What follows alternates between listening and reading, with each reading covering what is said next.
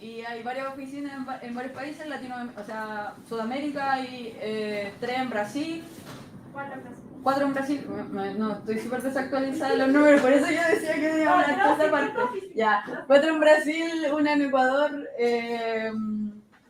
y bueno, y nosotros, y Santiago. Igual trabajamos como en la mayor parte del tiempo remoto, todo es remoto, bueno, depende de ahí ya más cosas más logísticas de contratos y todo.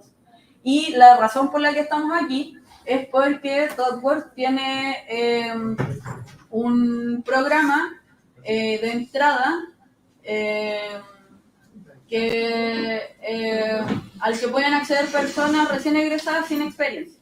¿Ya? Entonces, la idea es un poco presentarles eso a ustedes.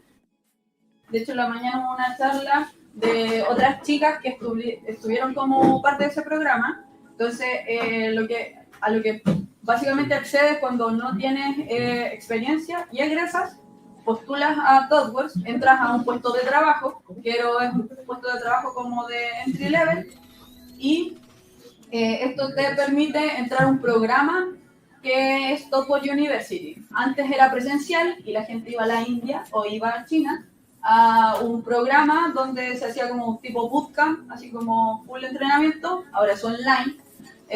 Son 3 semanas que dura TWU, y lo que hacen es como generar un bootcamp donde generan equipos y básicamente hacen como un piloto de prueba de cómo es trabajar en un equipo con un release.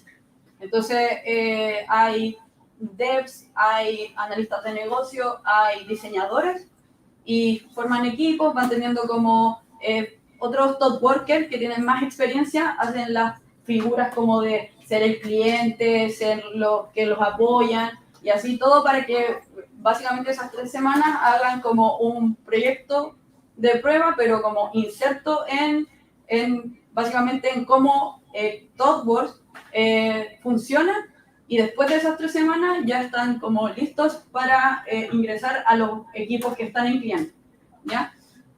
Y eso es parte, no es una práctica, es trabajo, ¿ya? Es como entrar y empezar a ganar experiencia dentro de ThoughtWorks, ¿ya?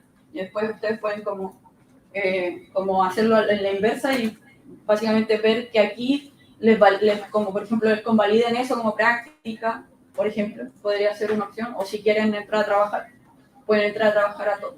Entonces, eso fue lo que un poquito presentamos en la mañana, cómo era la cultura, y el hecho de que estamos aquí igual es porque ThoughtWorks promueve equipos diversos. Entonces, en este de promover equipos diversos, también buscamos personas de otras regiones. Ya no solamente no que esté todo centralizado en Santiago, sino que hayan personas de otros lugares, que también es parte de la diversidad, porque cuando nosotros tenemos equipos diversos, equipos con más índices de mujeres, equipos con disidencias, equipos con personas con diferentes capacidades, y equipos, por ejemplo, donde las personas viven en diferentes lugares, lo que hace es tener como diferentes tipos de input, y todos podemos aportar como de otras perspectivas a encontrar más rápido solución a ciertos problemas, ¿ya? Y aunque no lo crean, como que afecta mucho a una composición de un equipo diverso, por ejemplo, a esta sinergia que se genera en el trabajo, ¿ya? Y ThoughtWorks apunta mucho a eso. Por eso nosotros también, por ejemplo, podríamos, por ejemplo, si yo necesito ayuda el día de mañana con el trabajo que yo estoy haciendo, hablarle, por ejemplo, al que sabe más en España sobre esto, al que sabe más no sé, en Chicago sobre esto, y hacer una conexión. Por ejemplo, yo si recibo un mensaje en mi chat de alguien que me está pidiendo ayuda, yo estoy dispuesta a dar esa ayuda, como sé que si yo necesito esa ayuda puedo dársela a otra persona en otro lugar que sea de todos. Entonces, es lo que un poco queremos generar, como ese vínculo con el Duoc de Concepción, para que también gente de aquí se anime y comiencen a trabajar, porque también hay compañeros que se ubican acá en Concepción y trabajan remoto, ¿ya? Entonces, así para que podamos como tener más diversidad también en cuanto como a locaciones. Esa es como la introducción. No sé si tienen preguntas sobre eso, si, no sé, les parece entretenido, no les interesa, les da lo mismo. ya tienen dónde van a trabajar, no sé, la vida resuelta, ¿no? Entonces, ¿está dentro de las opciones de trabajo remoto? Sí. O sea, es que hay una oficina como física, de hecho ni siquiera hablé todos los días, donde tú, o sea, eventualmente puedes ir si tú quieres, pero los contratos que se están haciendo ahora son todos remotos. Así que no hay problema como que puedes estar aquí. De hecho, se acaba de ir una de las chicas vive acá, cerca, las otras chicas eran de Chillán.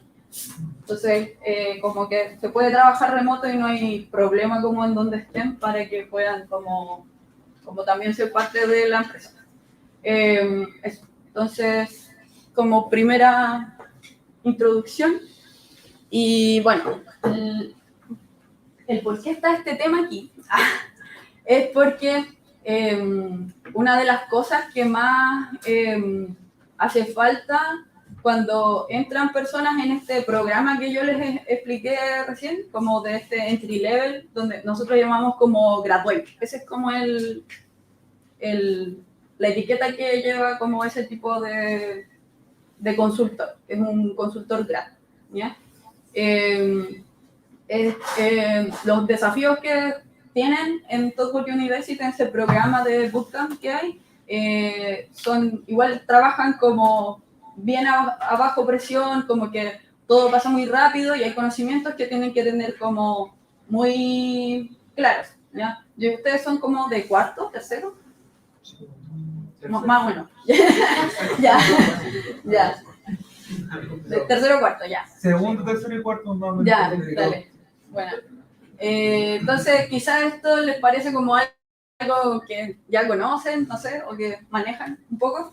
Entonces, la idea es como que vamos a ir entre todos un poco como refrescando estos conocimientos, porque es algo súper importante que necesitamos saber cuando postulamos a la entrevista y tenemos entrevistas técnicas, ¿ya? Y que es algo que siempre hay como una debilidad en este tópico, ¿ya? Entonces, por eso nos pidieron que hiciéramos esta charla, ¿ya? No es porque no queremos enseñarle otras cosas, quizás a futuro podemos traer otras charlas más tecnológicas, más bonitas. Así que eso, empezamos. ¿Qué es la programación orientada a objetos? En una palabra, ¿quién puede definirme la programación orientada a objetos? Como una definición, como esa que buscan en Wikipedia, pero no la busquen. ¿No? ¿No se me ocurre?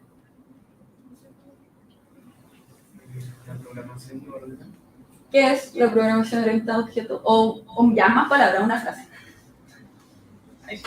¿Sí? ¿Qué es? ¿Sí? ¿Alguna idea? ¿Alguien? Llevar los objetos de la vida real a la red. Ya, llevar los objetos de... Ya, sí, puede ser. ¿Qué más quieres aportar? Nadie más sabe, estamos todos ya, no estamos ni primero, dime. Programar cómo se va a comportar ese objeto. Ya, programar cómo los objetos se comportan, ya también, ¿sí? Cómo interactuamos con otros. Ya, como la interacción entre objetos. Paradigma, esa es la palabra. La programación orientada a objetos es un paradigma. Ahora, ¿qué es un paradigma? Si no preguntas. ¿Qué es un paradigma? ¿No? ¿En una frase? Una forma de orientarse. Ya, sí. Ya. Sí, eso es más o menos lo que un paradigma dicta. Un paradigma es como un modelo a seguir, ¿no es cierto? Una forma de hacer las cosas. Y que hay varios paradigmas, ¿no es cierto? Y básicamente lo que se basa todos los otros paradigmas o patrones que tenemos en programación es la programación orientada a objetos, como el paradigma primo de todos los demás otras cosas que podamos aprender, ¿ya? Entonces, no me acuerdo qué vez viene porque no tengo mi... Ya. Entonces, ¿qué es un paradigma? Un paradigma es un modelo a seguir, ¿no es cierto?, que nos va dictando o nos va como guiando de cómo podemos, por ejemplo, implementar o armar un sistema desde como lo básico y cómo este sistema o cómo este paradigma nos va a ir permitiendo hacer que esta base que nosotros hicimos sea un sistema cada vez más complejo. ¿Ya? ¿Por qué? El problema. ¿Qué es lo que pasa?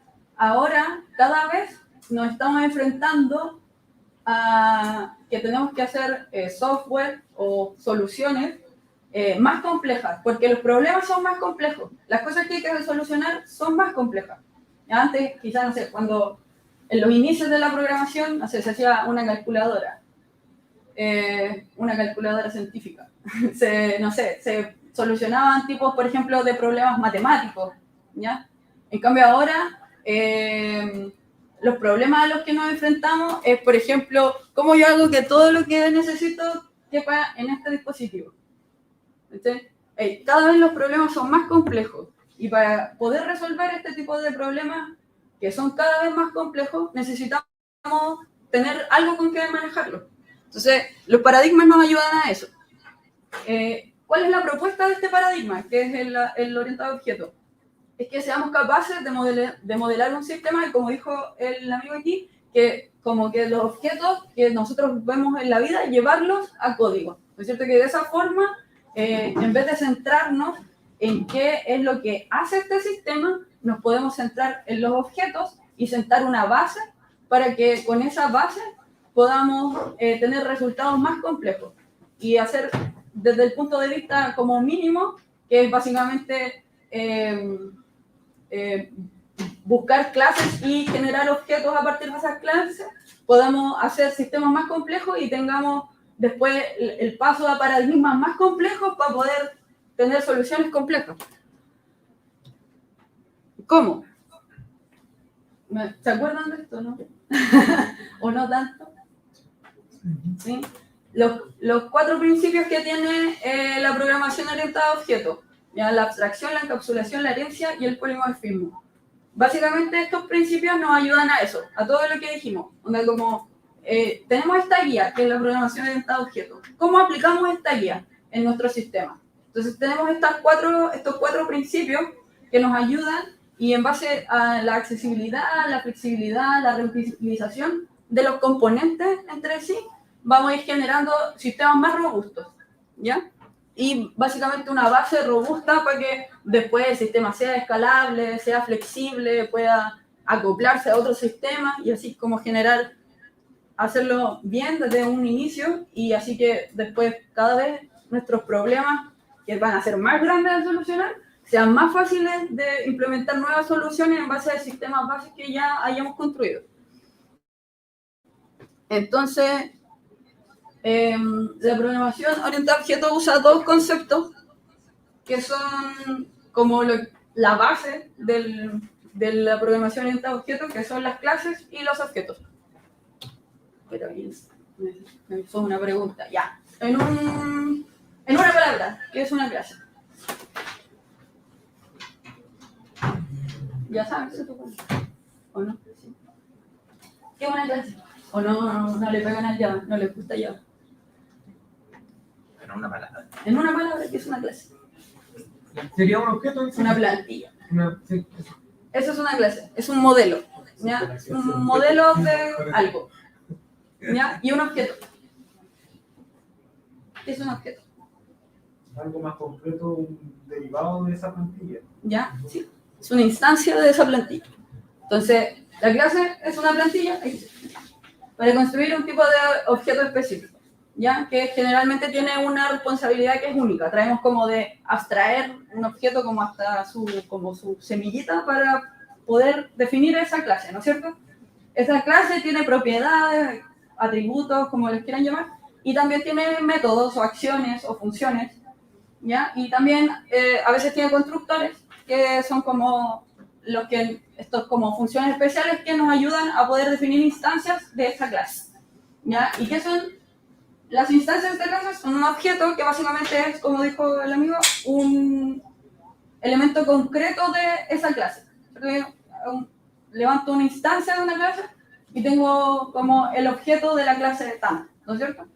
Y que posee estas mismas propiedades que yo definí a la clase, pero con un estado definido, ¿no es cierto? Por ejemplo, persona, si tengo la clase persona, tengo una persona, tiene un nombre, y no sé, mi objeto se va a llamar Cristina, va a haber nacido en 1991 y, no sé, tiene una estatura, y ahí yo establezco un objeto de esa clase, ¿no?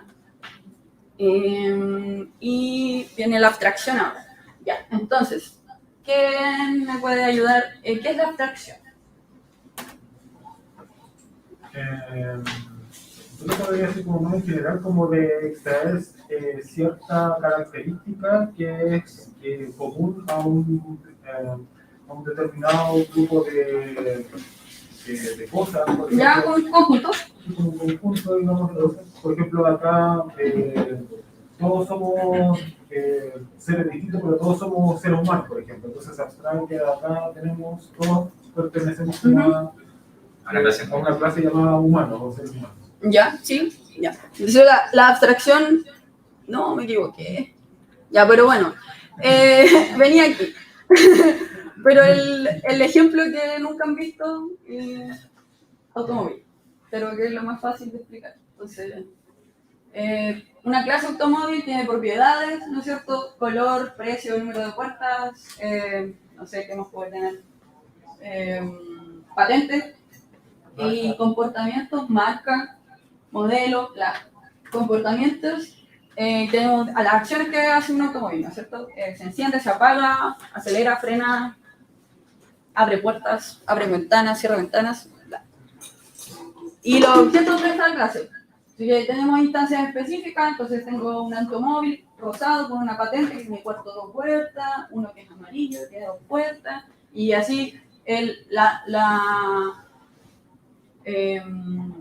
se genera un elemento de esa clase con estados específicos de las propiedades que tiene esa clase, ¿no es cierto? Y que comparten el mismo comportamiento o las mismas acciones, ¿no es cierto?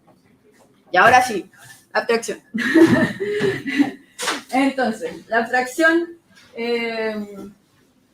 como dijo el amigo, podemos como enfocarnos en las características que tiene un sistema en base de usar clases y objetos, ¿no es cierto? Pero más en preocuparnos de como del cómo es, nos preocupamos del qué es la forma en que, ¿no es cierto?, podemos como generar esta abstracción y pensar cuál es la clase que yo necesito definir para. Entonces, cuando pensamos en la programación orientada a objetos, más que enfocarnos en cómo funciona o cómo genero la implementación o cómo es la funcionalidad del sistema que quiero hacer, me abstraigo de la funcionalidad para enfocarme en las características. Entonces, agrupo, por ejemplo, ciertas características que van a ser importantes para un grupo de cosas que quiero realizar y de esa manera puedo ir generando, ¿no es cierto?, grupos que más tarde pueden ser clases o pueden ser interfaces, y ahí vamos como agrupando la información para que sea más fácil de implementar, de escalar, de usar y de buscar comportamientos que son comunes o que podemos reutilizar y podemos definir en una clase, por ejemplo. Entonces, como dijo el compañero, entonces, por ejemplo, aquí somos todos personas, no sé, como la clase personas, ¿ya? Pero, por ejemplo, si nos vamos al qué y no al cómo, porque, por ejemplo, si es como, por ejemplo, yo soy un trabajador, o sea, yo trabajo, no soy un estudiante, ¿ya? Y ahí sería como enfocarme en el cómo, y ustedes son estudiantes, ¿sí? Pero ese es como es otra capa de la programación orientada a objetos, pero ahora estamos pensando en el qué. Entonces, como pensamos en el qué, nos abstraemos y pensamos en qué características tenemos comunes. Por ejemplo, tenemos la misma cantidad, nos desplazamos de la misma forma, tenemos figuras parecidas, ya no sé, nos relacionamos de la misma forma, y entonces ya podemos como establecer que entre todos somos un conjunto que se llama personas. ¿Ya? Es como el tema de la taxonomía en la clasificación de las especies, más o menos, entiendo. Por ejemplo, tomando de nuevo el tema del ser humano, por ejemplo, el ser humano pertenece también a su vez a un cierto grupo de seres que son los primates de los mamíferos, y así sucesivamente, en mayor medida de abstracción. Sí, Muy bien. Eso mismo, espérenme medio ser. Ya, sí, es como eso. Y ahí nos enfocamos, básicamente es lo mismo, es el qué y no el cómo. ¿Ya? Y por ejemplo, ¿qué nos podemos, así como para tener... Me comí una palabra, me voy a dar cuenta. Para tener como un ejemplo más común de qué es la abstracción, puedes pensar en el celular. Por ejemplo, nosotros sabemos, no sé, si yo quiero mandar un WhatsApp, sé que tengo que ir a la aplicación, lo abro, busco el contacto, escribo. ¿Ya? Entonces, yo sé cómo interactuar con el teléfono. ¿Ya? Tengo como... Estoy abstraída de cómo funciona. Detrás uno no sabe qué es lo que hace WhatsApp, onda, no sé, qué cosas tiene detrás, cómo encripta el mensaje, no sé, cómo comprueba mi conexión a internet. Hay un montón de otras variables que no manejamos, ¿ya? Pero sabemos usar un teléfono, sabemos cómo hacer touch en la pantalla, hacer scroll, sabemos cómo funciona, pero sin necesidad de conocer lo específico, ¿ya? Y el ejemplo que, como trasladar ese ejemplo a un ejemplo más técnico, es como cuando usamos una clase de repositorio en una aplicación.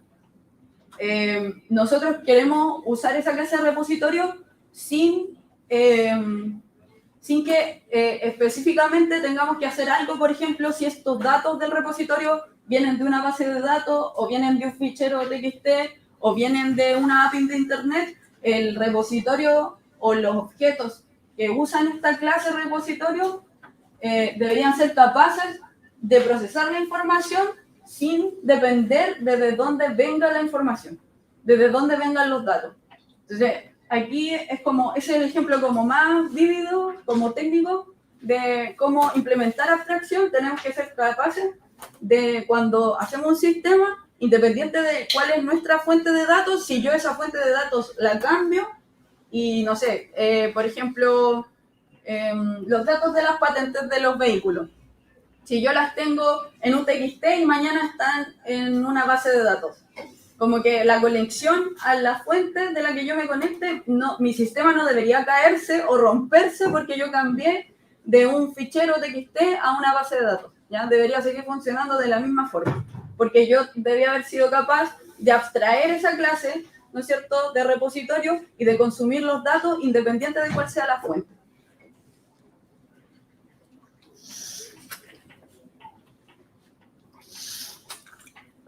Encapsulamiento. En una palabra. ¿Ah? Meter. Ya. Otra palabra. Archivar, guardar. ¿Ya? ¿Se acuerdan de qué va el principio del encapsulamiento? Protección puede ser una buena palabra. Privado. ¿Ya? Sí, como las palabras... Ya, sí, como las palabras reservadas, pero básicamente es accesibilidad. ¿Ya? Es como si nosotros tenemos accesibilidad o no a qué tipo de atributos o funciones dentro de la clase, ¿no es cierto? Entonces, cuando nosotros implementamos una clase, no queremos o intentamos que los atributos nos puedan ser accesados públicamente, y sino que tengamos los famosos getter y setter para poder, ¿no es cierto?,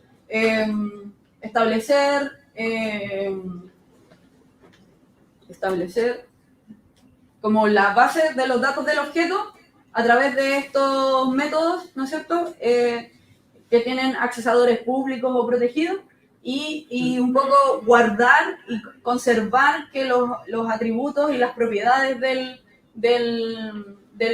la clase del objeto no sean accedidas en lugares. ¿Cómo? ¿Se sobrecarga? O sea, no, pero usamos como las palabras que, por ejemplo, los getter y los setter generalmente son públicos y los atributos son privados. ¿Por qué?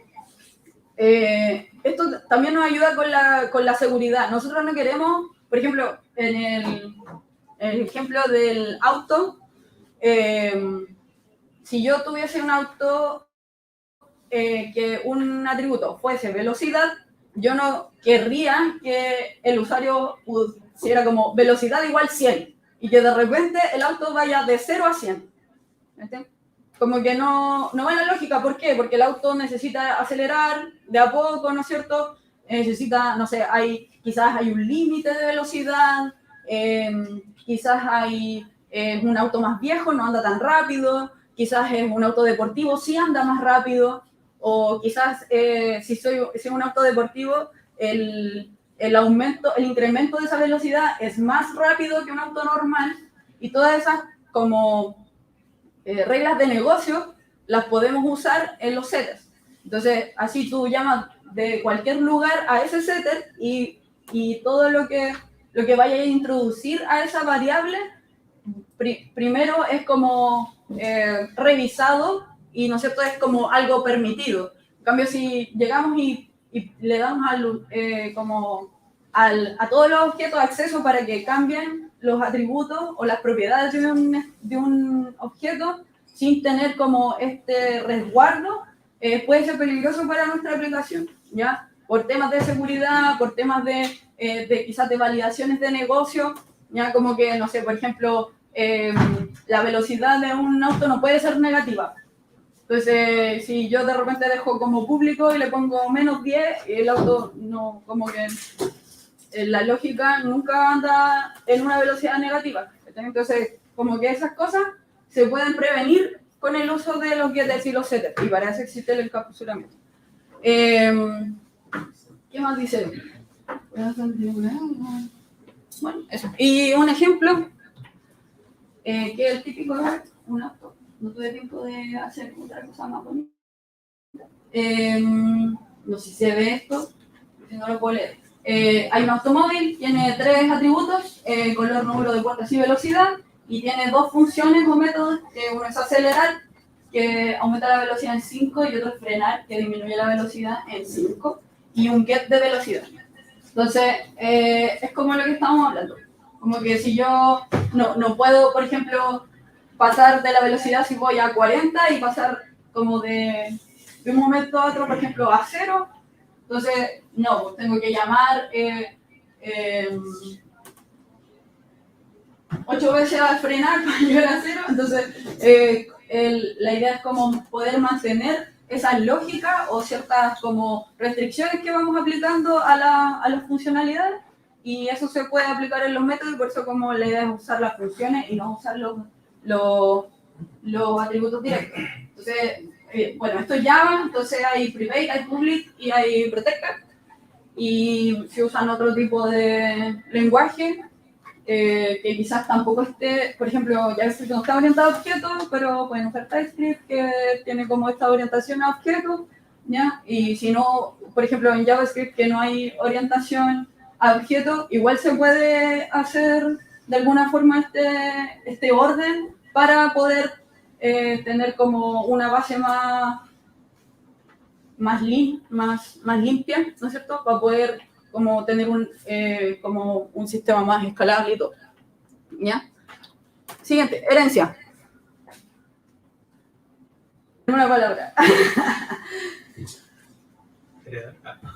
No, que no sea la misma palabra.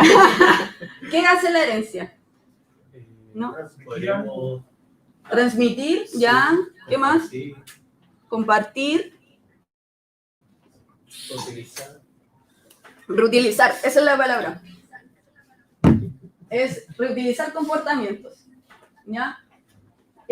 Ya sabemos que en las clases hacemos un conjunto, ¿no es cierto?, de elementos que tienen ciertas características o acciones comunes, y puede ser que de estas, como lo que yo les decía adelante, aquí somos todos personas, pero por ejemplo hay algunos que son estudiantes y otros somos, por ejemplo, trabajadores. Entonces, como un tipo de características. Si yo quisiera como especificar eso y tuviese diferentes acciones o atributos según este subconjunto de mi gran conjunto de propiedades y atributos, o sea, de propiedades y acciones que junté, entonces yo podría generar ciertos subconjuntos que pertenezcan a esta clase padre, ¿no es cierto? Entonces ahí tenemos como la superclase que le hereda las características a las instancias de las subclases que hereden de ella, ¿no es cierto?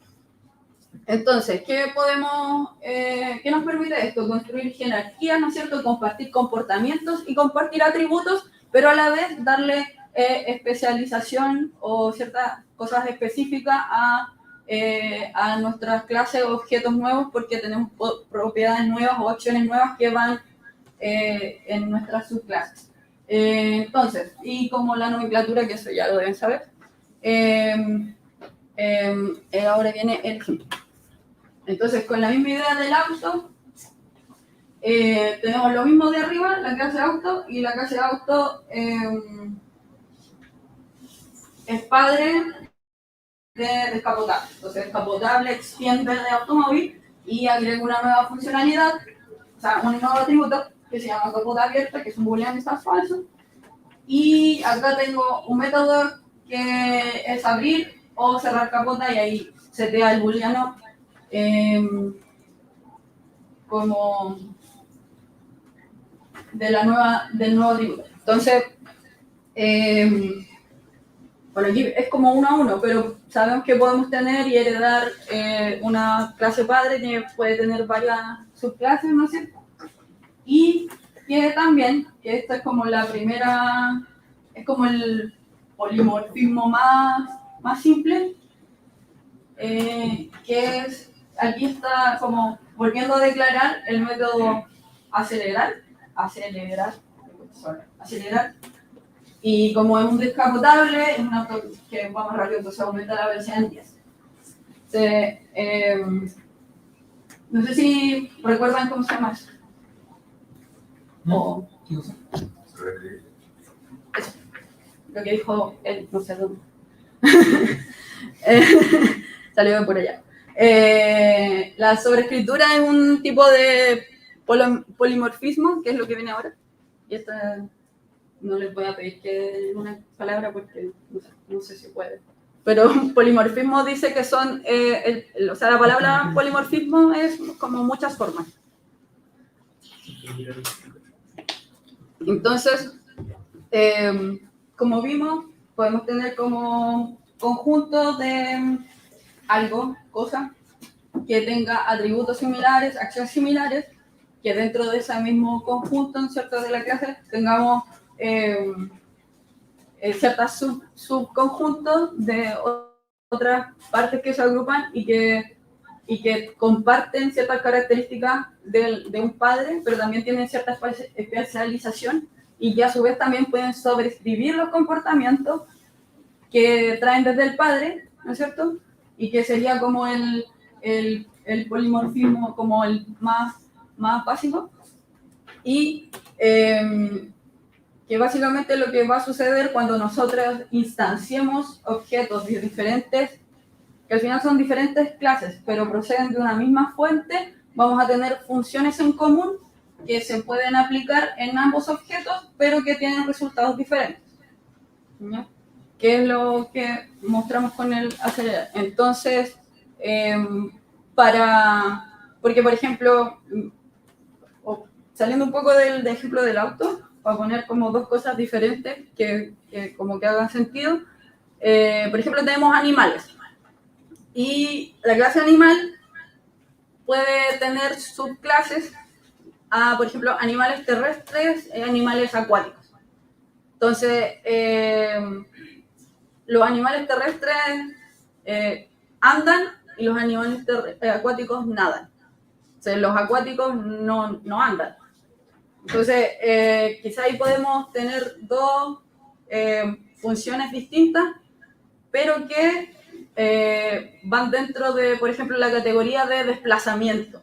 Entonces, si yo quiero que un animal se desplace, sin importar si es un animal acuático o un animal terrestre, quizás poder implementar una función que sea desplazamiento y que esta función, entonces, como que se abstraiga de qué es lo que voy a usar, pero dependiendo de cada animal yo podría usar diferentes tipos de desplazamiento, ¿no es cierto? Y aquí para volver a la parte del automóvil conductor, que es más, como más fácil, o sea, más simple, en verdad. Sí. Hay un objeto, una clase que es conductor y tiene una acción, un método que es conducir. Entonces, conducir recibe un automóvil, en este caso podría ser de clase automóvil o clase descapotable, y lo que hace es acelerar el automóvil.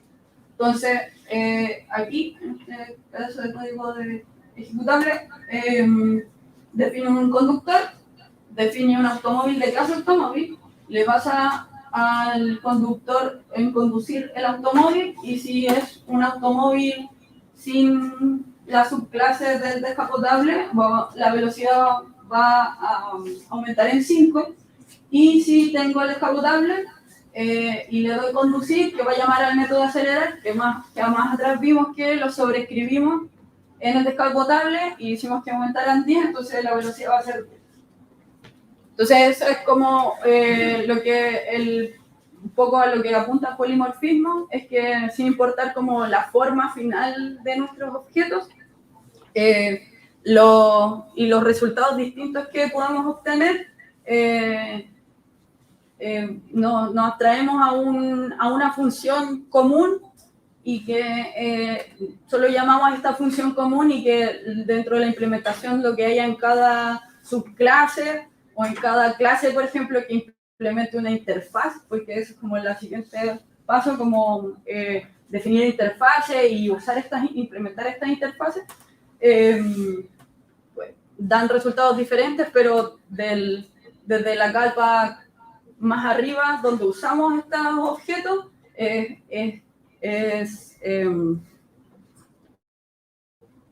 ¿cómo se puede decir? No importa cuál es la implementación, sino que importa como al final cuál va a ser el resultado. Y la implementación debería funcionar sin importar cuál de los tipos o de las subclases es. Se le cayó ¿Mm? el celular. No, déjalo. Se murió. Le dio sueño. ¿Qué hace eso? Un gimbal. ¿Qué hay que hacerlo? ¿Levantarlo? No, pero ¿Da lo mismo? Ya, bueno. sí, Ya.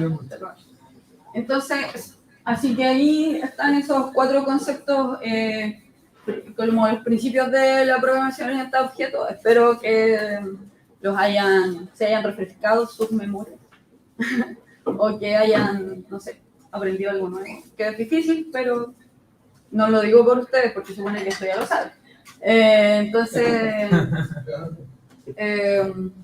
eso, pues, para que lo tengan claro, y ojalá se animen no sé, a postular o a aprender, como entender más como de esto a nivel de paradigma, ya no tanto como quizás hacer la tarea, estudiar para certamen, sino como a nivel de la programación, pues, de cómo hacemos código más limpio, más reutilizable, más escalable, más flexible, porque es interesante. Entonces aquí, terminando esto, tenemos los 4 principios de la programación de objetos, y que nos ayudan a solucionar problemas que dijimos al principio, como construir unas bases más sólidas para los sistemas más complejos.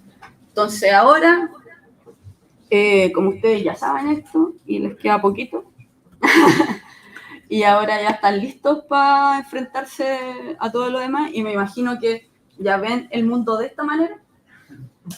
Entonces ahora pueden seguir con el siguiente paso, que es todo esto que está.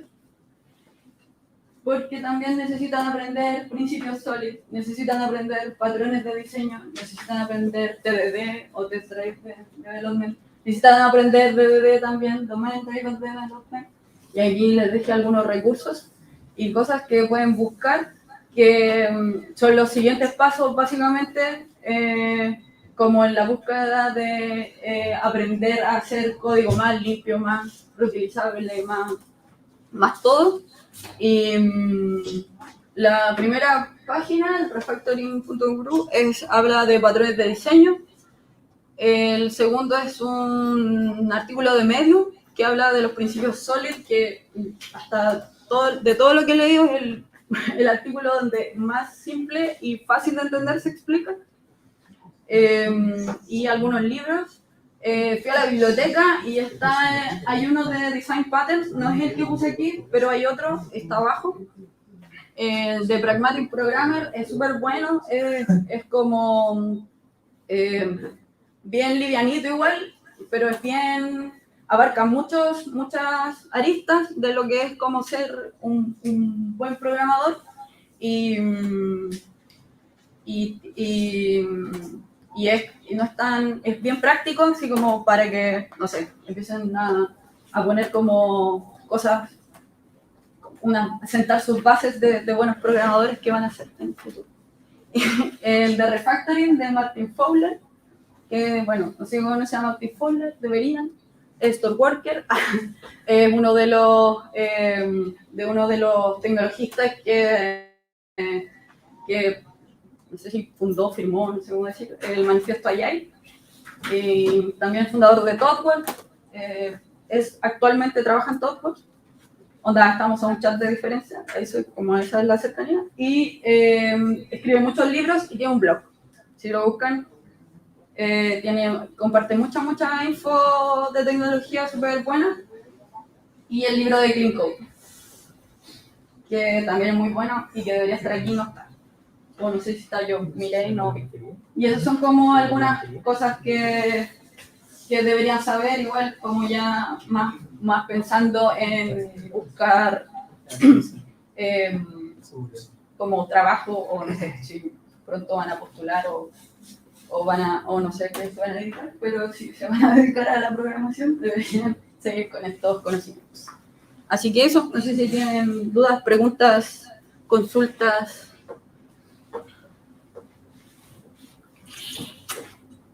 Dudas existenciales.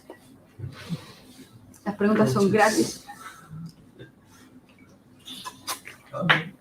Bueno, y si no... ¿Cuál es la diferencia salarial entre un entry level y el que sigue? Porque se supone que te ponen como a enseñar de cierta forma como... O sea, a aprender. Claro. Pero son solo 3 semanas. Después como deberíais ser capaz de trabajar como a la par con cualquier otro desarrollador, consultor. Pero es como el sueldo de un junior, me imagino. Yo entré como en el piso siguiente de consulta. Yo no fui a ese entrenamiento porque ya tenía experiencia laboral y todo. Pero entré al siguiente y los sueldos igual son de mercado. Entonces, como que el siguiente consultan. Igual en ThoughtWorks se preocupa mucho de impulsar a las personas para que busquen o como que tengan claro qué quieren, para dónde quieres crecer. ¿Entiendes? Entonces, tú te trazas un camino una jornada de desarrollo profesional. Entonces, la idea es que de este entry level de grad, como que no pase más allá de 6 meses, 6 meses, un año, al que tú como que subas al siguiente nivel, ¿cachai? Que ser consultant. Y ahí se van estableciendo como objetivos a los que tú tienes que ser capaz de enfrentarte, por ejemplo, con un cliente, o hablando ya como más de programación, o a nivel técnico, a nivel de consultoría, a los que tú tienes como que alcanzar ciertos estándares, y a medida que vas como subiendo, va subiendo tu sueldo, va subiendo como tu rango. Pero hay harta ayuda, hay harta bibliografía, hay harto como apañe y eso. ¿Es una pregunta? Es que tenía elemento primero. Sí. ¿Qué tipo de contrato es el que, con el que uno comienza y después cuando uno va evolucionando dentro? Como si es a meses, algo así. No, pues es un contrato indefinido. Full time, sí. Que cuando están explicando los 4 principios, un bootcamp o un curso de una empresa. Lo expliqué al principio. Que la razón por la que estamos aquí es porque todos tienen que fue la pregunta, tienen como puestos para personas que se llama, nosotros llamamos graduate, que son como recién graduados, están recién egresados, y no tienen experiencia ahora. Entonces tú puedes postular a ese puesto porque es un trabajo, y ese puesto lo parte con 3 semanas de entrenamiento. Y esas 3 semanas de entrenamiento se juntan como un batch de varias oficinas, no solamente Chile, sino que es como alrededor del mundo, es en inglés. Y ese batch se hace un programa de 3 semanas donde hacen como un pseudo incentivo simulacro de estar en un proyecto, como de consultoría tecnológica. ¿Pero eso lo podemos postular ahora o lo postular Como tú quieras, puedes postular ahora y puedes postular después. Es que, bueno, pero si estáis estudiando, como que ahí podéis como conversar. Pero, por ejemplo, si voy a entrar al programa, necesitáis 3 semanas full para el programa. ¿Sí? y se empieza el código web? El código R es para el newsletter. Y ahí igual están los números, y ahí mandan cuando hay, se habrá postulaciones, porque eso es 2 veces al año el programa. Cuando el programa se abre, suben la noticia del newsletter. Y ahora está... Creo que a fin de año van a empezar para el próximo año, porque el proceso igual es largo, dura como el proceso de entrevista. Dura, bueno, y depende de si las tenéis como todas juntas, pero no sé cuántas entrevistas tienen los grad, 4. Ya. Entonces, básicamente te puede llevar fácil un mes, como hacer una entrevista por semana, por ejemplo. Y el siguiente batch es marzo, febrero, entonces, y así después otra vez el segundo semestre. Y la idea es no tener menos de 2 años de experiencia.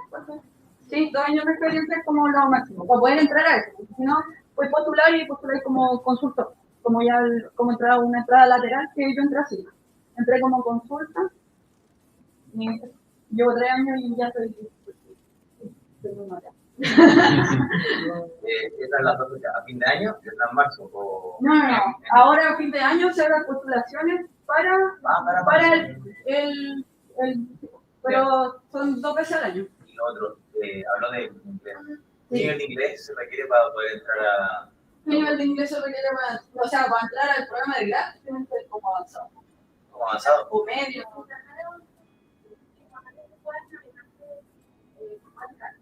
Como conversación. Porque vaya a estar con gente de India, gente de China, gente de Brasil, como de todos van a hablar Estados Unidos, van a hacer equipos y los ponen como, no sé, este es el problema que tiene este cliente, ¿Puede hacer una unidad, pero es necesario tener una cuenta LinkedIn? No, solo mismo puede sí. Cuando se abren las postulaciones aparecen en el newsletter. Entonces les va a llegar la así que está el newsletter. Si no les funciona, estas son mis redes sociales. Es mi Instagram. No personal de las programaciones. Mi Twitter, GitHub y mi LinkedIn. Si no les funcionó, me pueden buscar en LinkedIn, me hablan. Yo les pongo contacto con las chiquillas que son de recruiting. Y no sé si tenemos que bajar o no. No sé, ¿no? Ya, bueno, pero sí. Y si tienen más preguntas de recruiting, no sé, vamos a estar por ahí. Creo que vamos a ir allí no sé cómo se llama. Ahí donde está la cosa de enfermería. ¿Cómo se llama ahí abajo? Ahí, donde está el cafetón. Y ahí, no sé si tienen más preguntas. ¿Lo otro, el trabajo que hacen es remoto o de...? Es remoto. Sí. Hay oficina en Santiago, no abre todos los días. Creo que los contratos ahora son todos remotos. No sé si hay contrato híbrido, creo que no. Si hay híbrido, bueno. Hay de los dos, pero en verdad están todos remotos, nadie va a la oficina. Por eso estamos aquí. Y eso, no sé, más preguntas, ojalá les... Dale. Dijo que para los recién egresados, ¿cierto? Se debe estudiar un colegio técnico o puede ser una persona que sabe algo de La idea es que igual tengan opciones, porque básicamente vaya a tener que hacer como que es un simulacro de empresa. Entonces, igual debe ir como, igual desarrollando. Pero ahora es que antes era más largo, pero en 3 semanas igual desarrollando. El podcast sí duró 3 semanas. Y hay entrevistas técnicas. Entonces, ven esto. Esto es como la mayor debilidad y por eso vine aquí a presentarlo. Así que eso, ténganlo claro. Porque cuando postulen, ensayar. Eso, no sé si hay más preguntas, más cosas. Eso es, cualquier cosa, redes sociales o no sé, pregúntenle a la jefa, al profe. No, eso, el profe no le hacen preguntas porque pone cara de malo. Bueno, eso. Así que, eso chiquillos, que les vaya bien. Nos vemos eventualmente.